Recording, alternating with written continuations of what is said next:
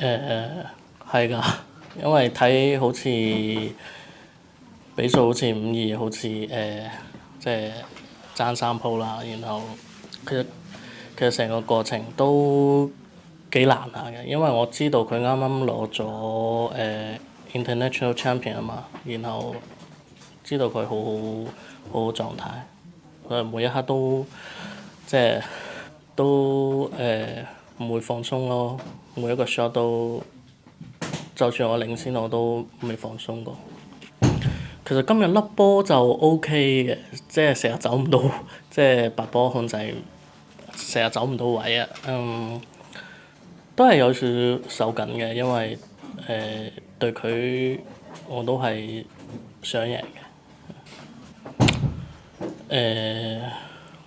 其實我係覺得大家波係差唔多，就係呢排佢狀態比我好啲，所以其實之前交手幾次都係前一排嘅事咋，都唔係話幾年前。因為佢呢排真係狀態真係好好，因為順身入好，然後又後生啦，係咯。我覺得今日係全程都係壓住佢嚟打嘅，做多咗啲 set Q 啦，因為佢可能即係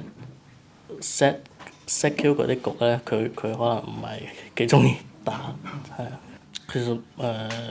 都冇嘅，因為我一直都相信自己會翻嚟嘅。